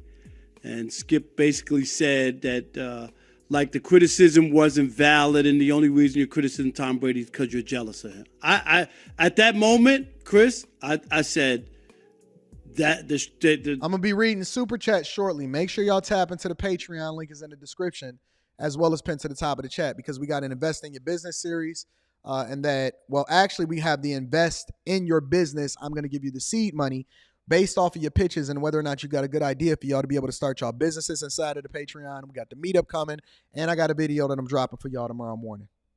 Those two just got separated. Like I did. Like at that moment. You remember, you know what I'm talking about. Am I right? That was a moment. I totally. And during that show, if you remember, Shannon took off his glasses. Yep. And Skip said, don't take your glasses off. Or put your glasses Put your glasses back on. That's what he said. And a lot of people didn't like that. And that's all ego. I don't think it got nothing to do with ego. I don't think anybody actually foregoes the bag over ego. As a matter of fact, I would even go so far as to say it's entertainment. So I will be keeping my eye on this. I will be keeping you guys updated because, again, we talk about sports, we talk about politics, we talk about these hoes for the streets. But the one thing that we know is for sure, and two things is for certain, is that it always, every single time, it always comes back to the money. All right? So let me read a couple of these super chats and then we're going to continue with the show because I want to leave y'all with what my thoughts on the housing market and how you guys can possibly capitalize off of that also. Shout out to Treehouse ENT, DJ Vapors, the GOAT Experience, says, facts, Heat in 6, hit the like button. Nah, I'm going to have the Nuggets in 2. I'm just joking with y'all. Nuggets, I think, is going to beat them in like 5. I don't think. Do I have this whole Pat McAfee? Am I saying this wrong? Don't worry. I'm going to do a little bit more research before we ever had this conversation about Pat anymore. Y'all keep saying I'm saying it wild. I don't think so. Do I have an accent or something? Am I pronouncing it wrong? I pronounce it like the virus software. McAfee. Shout out to Treehouse ENT. I appreciate you, big dog. Aaron says, when the Heat win, you got to call me the sports guru from now on. Never, ever, ever. And they won't win. Skip signed a $32 million 4-year deal for Undisputed. I think that was his first deal. I don't think that's the deal that he got right now. Y'all saying Nuggets in 7? Nah. Nuggets is gonna beat them boys up. They not ready for that. They had their little run in the East, but it ain't gonna go the way that y'all think it's gonna go.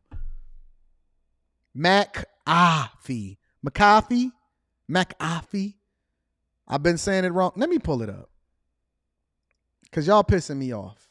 Y'all pissing me off acting like I'm saying it wrong. Y'all pissing me off. McAfee?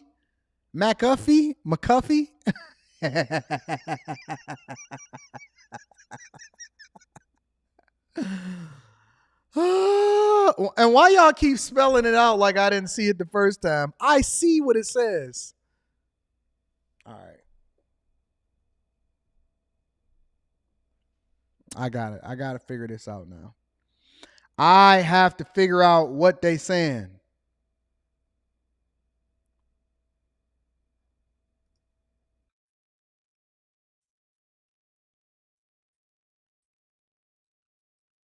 I got to hear what he got to say now.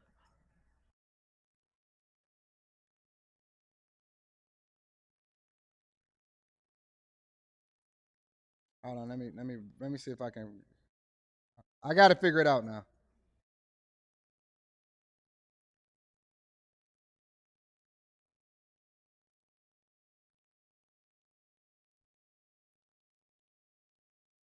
Pat McAfee.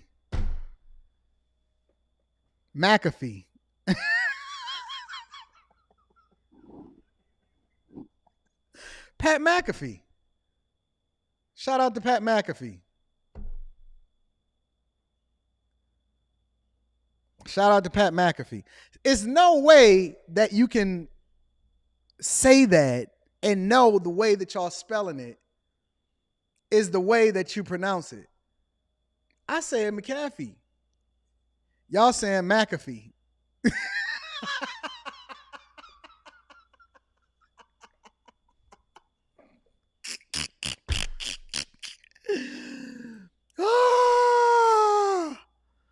Because even if you spell it out, it's still said the same way. You can go either way, right? Because it's like, okay, McAfee.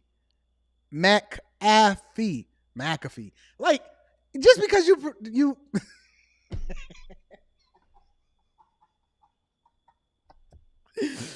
oh, look, man, I'm not about to sit here and have this conversation with y'all. I'm not going back and forth with y'all. We got to continue with the show. Make sure you hit a like for the YouTube algorithm, subscribe to the channel, turn on your notifications.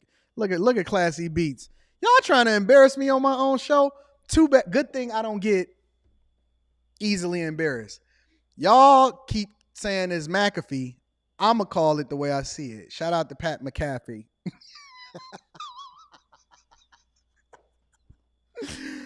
Oh, make sure y'all hit a like for the YouTube algorithm, subscribe to the channel, and turn on your notifications. I want to talk about this housing bubble. If there is a housing bubble, then I want to give y'all my opinion on that. Just to leave y'all with something that y'all might be able to lean into in order to be able to get to that bag or capitalize off of it. Shout out to my dog Jay Wood. In the run-up to the 2008 financial crisis, a few savvy skeptics understood what would later become obvious.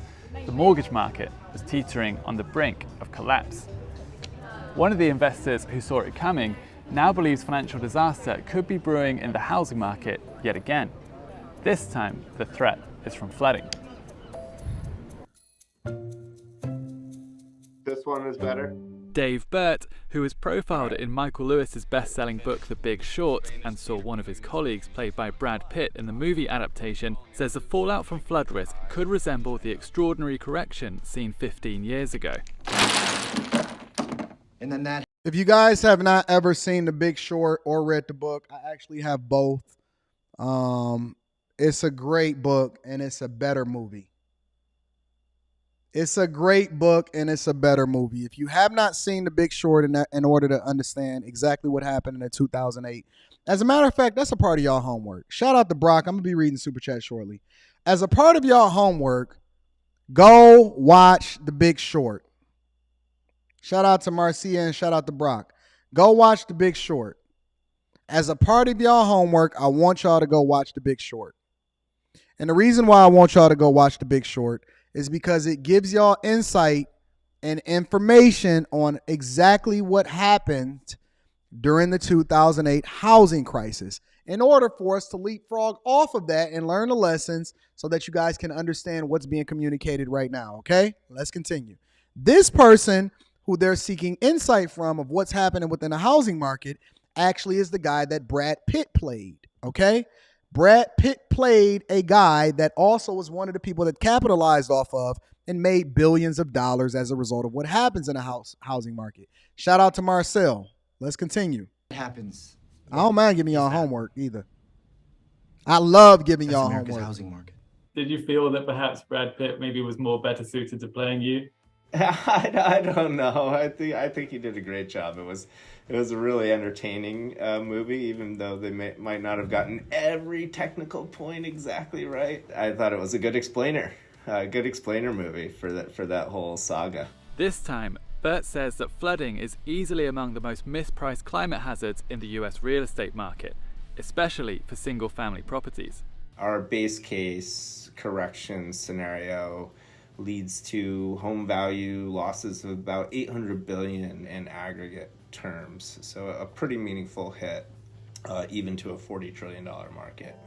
So let me break it down from a C student's perspective of what's being communicated and how it is that I'm pivoting and how I've pivoted as far as making my investment strategy work for me, especially with regard to real estate.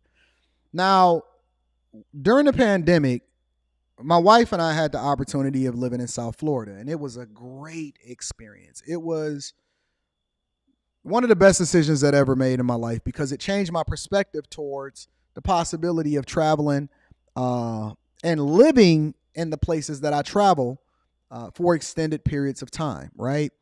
I think that Florida was probably the best managed state during the pandemic. And shout out to Governor Ron DeSantis. But here's the other caveat to it. When we started to evaluate if we were interested in buying a place down there, and initially I said yes, but then I said no. And the reason that I said no was because of exactly what's being communicated here. I think that climate risk, whether or not you want to acknowledge it or not, the climate continues to change. The factors behind why it's changing is what's being debated from a political perspective between the left and the right. But the reality is that climate is being fucked up in the South and in the West and in the East. And as the polar ice caps continue to melt and we continue to see more hurricanes and the earth continues to warm and you continue to see the ocean sea level rising this many inches, and you have the core of Army engineers and all that other type of stuff trying to solve for what's going on. One of the reasons why I made my capital investment in the Midwest is because despite the fact that the Midwest early in the 80s and the late 80s and the 90s and even in the early 2000s seen a divestment of more people leaving and going south, going west, I believe that everybody is going to start pivoting and coming back up to the Midwest. Now, why do I say that? Because of climate change specifically. Did you know that the Great Lakes had about 21%, actually the majority of the largest body of water as far as the world's fresh water resources? The Midwest, the Great Lakes, has the largest body of water of freshwater resources. In addition to that, as the climate continues to warm and you see more and more things happen throughout the United States of America, you are going to see people starting to move back up into the middle because it is going to be a large level of devastation happening all across your borders, including New York, Arizona. It's going to be unbearable as far as the heat, California, and especially in Texas and Texas and Florida. And so what I'm pivoting towards is looking at what's going to happen over the next century / half a century, the next 50 years, 40 years, 30 years, because I think that he's absolutely right. I think that you're going to see a disruption in what's going on in the real estate markets in most of these highly desirable areas. And this is just my personal opinion. You're going to see a disruption in what you see happening in the real estate market. And one of those disruptions are going to come from the fact that flooding, which is one of the reasons why I tell y'all to get the fuck out of Louisiana, flooding is going to play a huge role in where people choose to relocate and whether or not homes are going to be purchased in those specific areas. But let's continue. Flooding is recognized as the most common natural disaster in the US, and yet despite that, the risk of flooding to housing markets is feared to be far greater than current government estimates. Millions of households in the US and worldwide are thought to be exposed to this hidden time bomb, an issue that's predicted to worsen as the climate emergency deepens. Several cities across the country, stretching from Los Angeles on the Pacific seaboard, New York on the East Coast, and Cape Coral in Florida. Now, on my father's grave, I have not watched this video. I always, more often than not, make sure that I pull the video and review it, and I might watch a small clip of it. And I seen the investor guy from The Big Short in there, and so I said, well, I got to review this for the people based off of the title and what it is that I see this. I see this guy, and he's a guy that I highly respect from an investment perspective with regard to real estate. I have not seen this video, but I literally just told y'all this, and that's on my father's grave. Are known to have a number of properties heavily exposed to flood risk.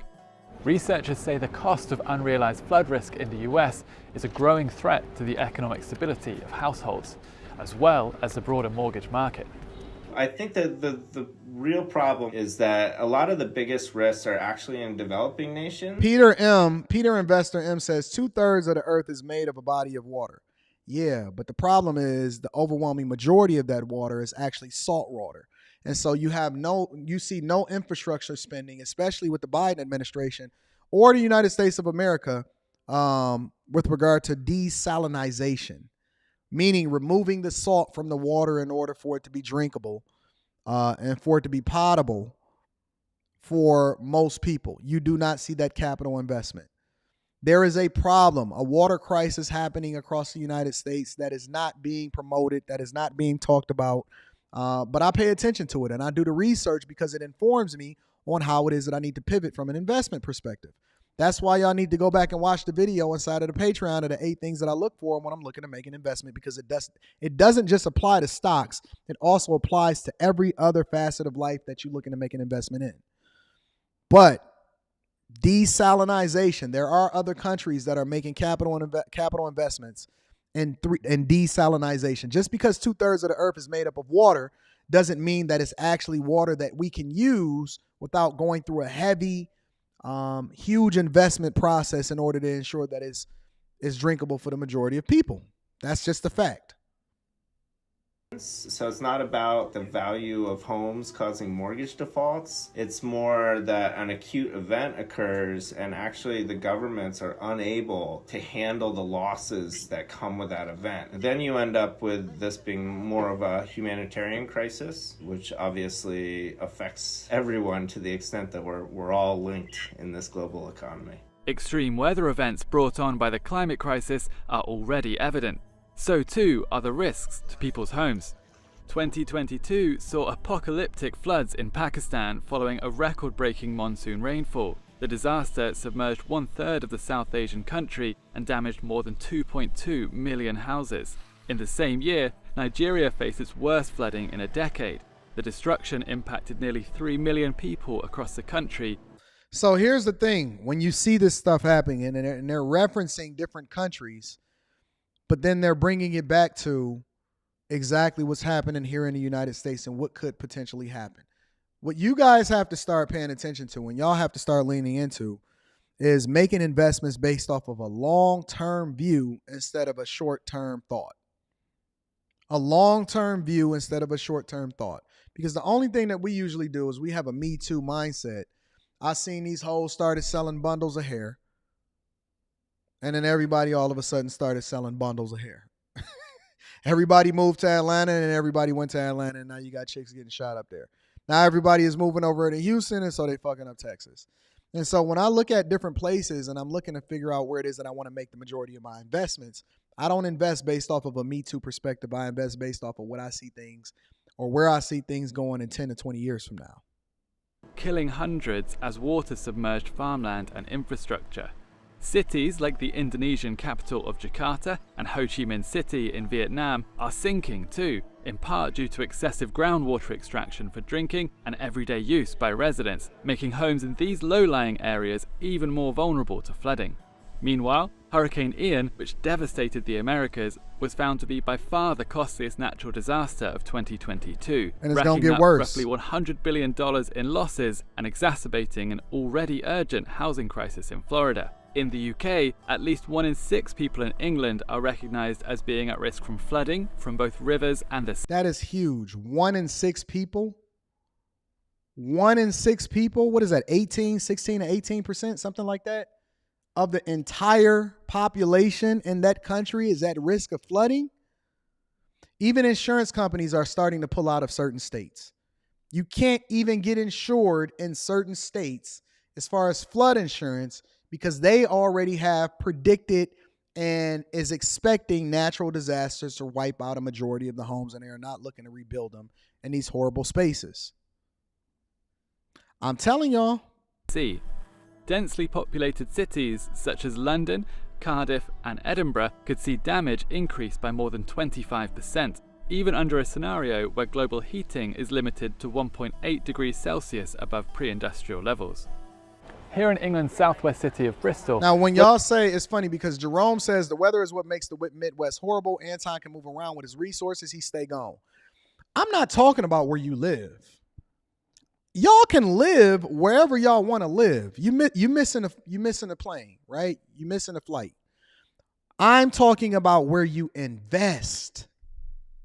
Where will your investments be best protected? Because just because you invest in real estate don't mean that you're making a smart investment. People lose their shirt every single day with regard to real estate. You can live wherever you want. Absolutely, I'm still going to be spending my winters in Florida. I just won't own any property there. Absolutely, I plan on traveling the world and living in different places 3 to 6 months at a time.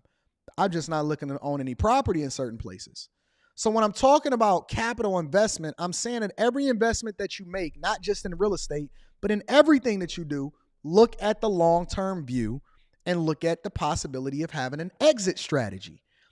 All of my property and all of my, because when we say Midwest weather, they're saying it because the Midwest experiences all 4 seasons. We're going to have winters. We're going to have summers. Right now it's 80, 90 degrees here in Metro Detroit, right? We're going to have all of the different things that come along with, and I see y'all, but I'm definitely going to read the super chats in a second.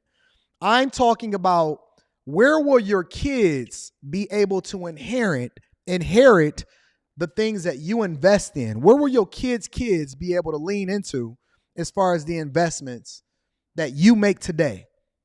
Can you outlive your investments to where it doesn't sour or it goes down, because the market is determined by who's willing to buy it and who's willing to sell it? And so I make my investments with a long-term view. Live wherever you want to live. I very much expect to spend some time in California. I'm not looking to invest in California because there's too many factors that is bad for me to invest in California. So when y'all making y'all investments, don't look at it based off of where you want to live. Look at it based off of where you want the majority of your income to come from. There's too many opportunities that's available. Let's continue. Local policymakers have described the risk from flooding and rising sea levels as a humongous threat. And that warning comes as thousands of new homes are already being planned in parts of the city identified as acutely vulnerable to flooding. I sat down with Paul Bates, a UK flooding expert and professor at the University of Bristol, to find out more. Most people, when they think about flooding and the climate crisis, think that things will get an awful lot worse into the future. But it overlooks the fact that flooding's not well managed now. We've got a lot of buildings in the UK that are in flood zones, like where we're sitting, and that doesn't really change. And the better we manage emissions, the greater the percentage of risk that's with us now. So if the increase stays below 10%, then that means obviously that 90% of the risk we'll face in the future is already with us. In the UK, expected damages from flooding are estimated to be around $870 million per year. This is not only seen which as is a usually significant drain underestimated on the economy, but also a considerable sum of misery for those affected. Not everyone is as concerned about the potential impact of flooding, however. Many investors remain skeptical about the impact of climate risks on their portfolios, while almost 2/3 of UK households don't see flood risk as a problem that they'll need to worry about. Most people, when given an option to choose for themselves or make smart investments, choose wrong. Most people don't even know how to look at investments the correct way. Most people are literally just walking around like bumbling idiots. They have no clue on what's on the horizon. No clue on what's on the horizon. And it's actually in the government's best interest to keep you out of the know, out of the loop, and not focused on the thing that's best for you, because panic is actually bad for the economy and it's bad for the money. And so if they can secretly do 2 things, which is A, kick the can down the road so that it's not their problem, and then B, try to figure out how to solve for it proactively without you knowing about it, then that's exactly what they're going to do.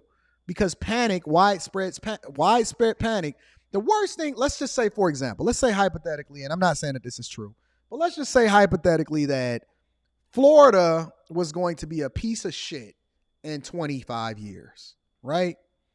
What makes you think that everybody that has a vested interest in seeing Florida successful, Southern Florida specifically, what makes you think, with all of the incoming hurricanes and all of the damage that could happen and all of this other type of stuff, what makes you think that anybody that has a vested interest, especially business partners, would want to see that happen or would want you to react based off of that?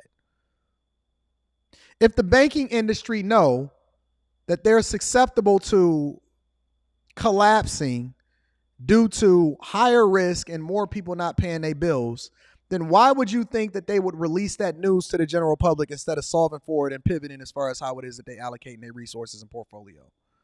Why would they want you to pull money out of the bank and then put it and divert it elsewhere?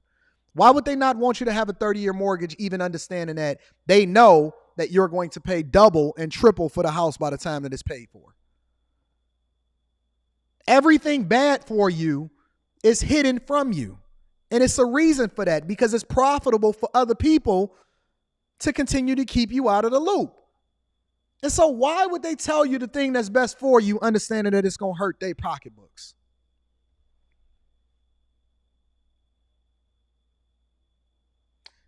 Let me answer that question for you. They wouldn't. They wouldn't. They want to sell more houses. They want to build more buildings. They want you to take out more 30-year loans that you're going to probably outlive. They don't want you to assess the risk, because it then lowers the amount of money that they're going to make and capitalize off of you. Why would they want you to buy assets? They don't want you to buy assets. I'm going to read Super Chat shortly, Brock. Why would they want you to buy assets and they don't want you to buy assets? They don't want you paying off your mortgage early. Why would they want you to pay off your mortgage early? You know how devastating that is based off of their projected revenue that they're looking to make? If everybody paid off their mortgage early, do you know how fucked up the banks would be? You'd be great, but the banks would be fucked up. They'd rather you be fucked up and they be great. It's not in your best interest not to have debt. In their eyes, they want you to have more credit card debt. They want you to take out business loans. Listen, the biggest lie that they told the black community is that they don't want you to have business loans in order to grow your business.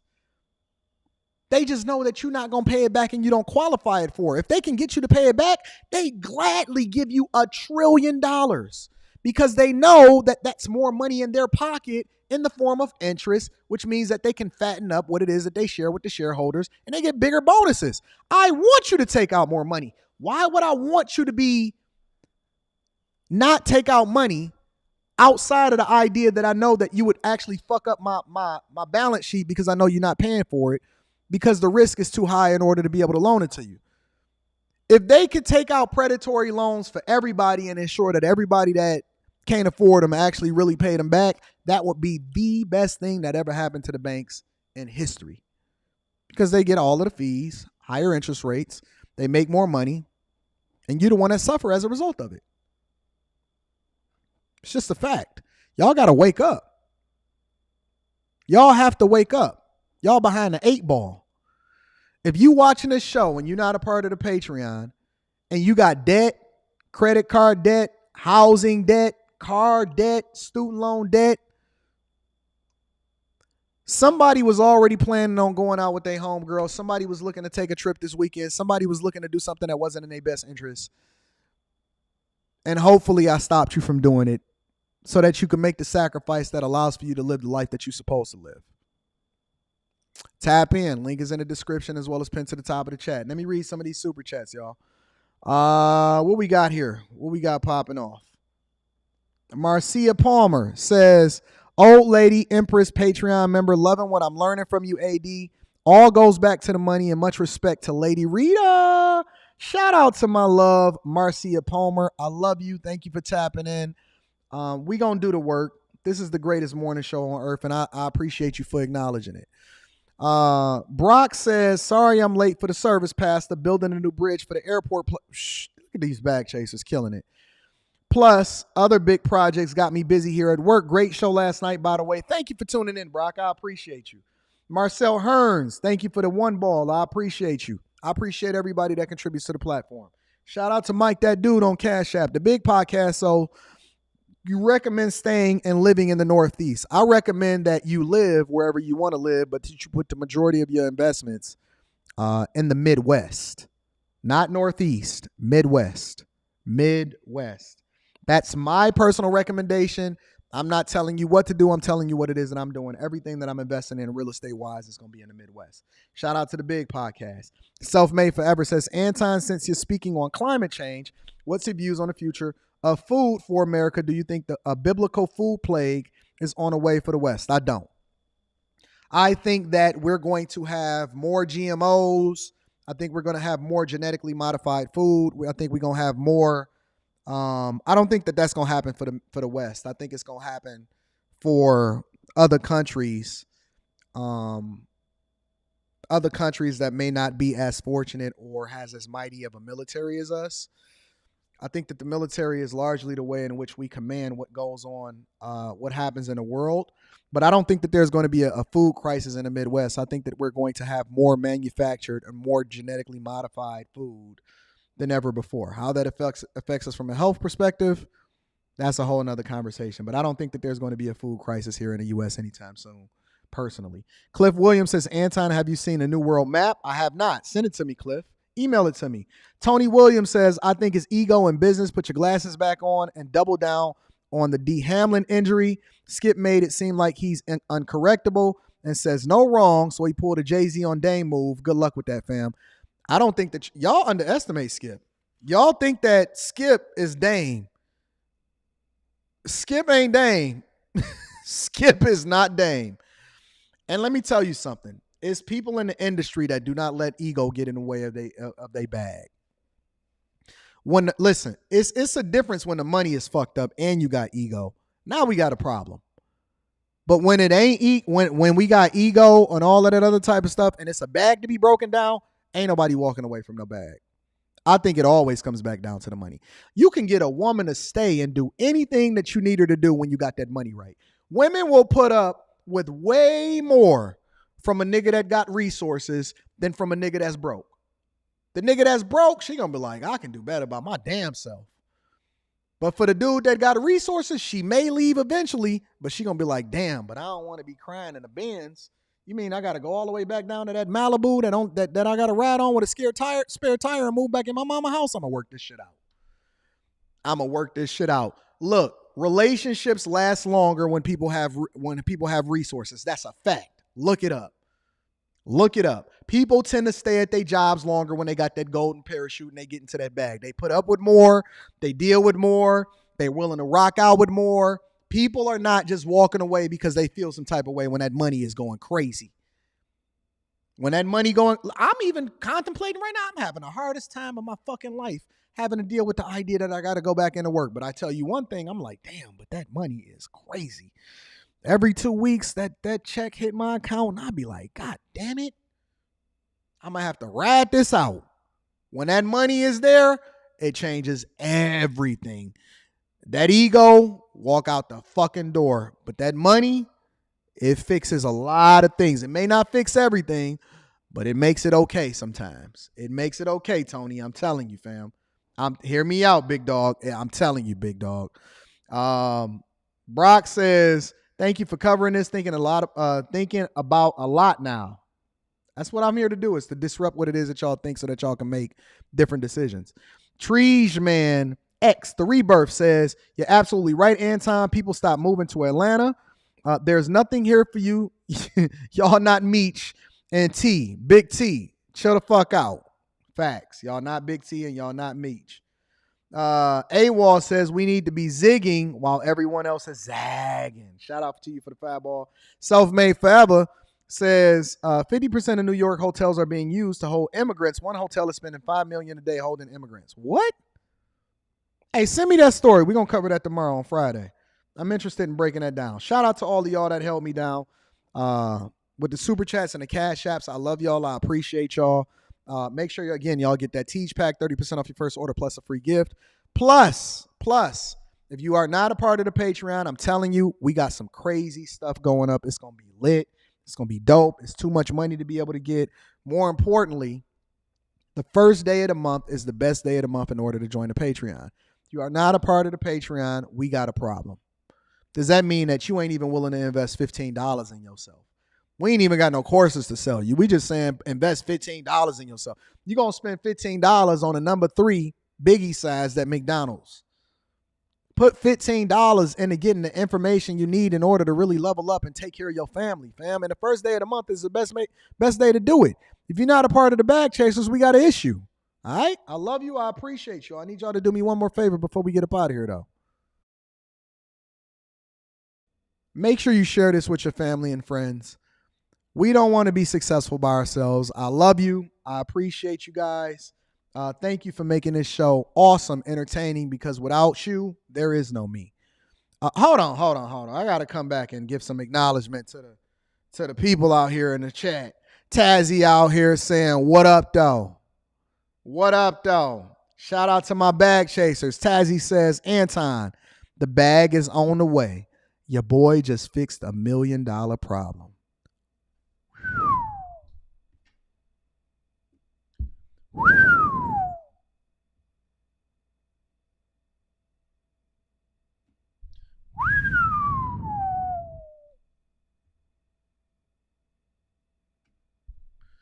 The Chasers is in the build. We really catchers. I ain't gonna lie to you. Shout out to Tazzy with the 100 ball. We really catchers. We bag catchers. It just roll off the tongue a little bit better when you say bag chasers. That's the only reason we ain't saying we bag catchers. It just don't go well. It just don't hit the same way when it roll off the tongue. Shout out to all of the bag chasers in the building. The best day to join the Patreon is the 1st of the month. You know what I'm saying? I ain't even going to tell y'all to subscribe or none of that. Just do what you supposed to do in order to get that bag. Shout out to Tazzy and the Chasers.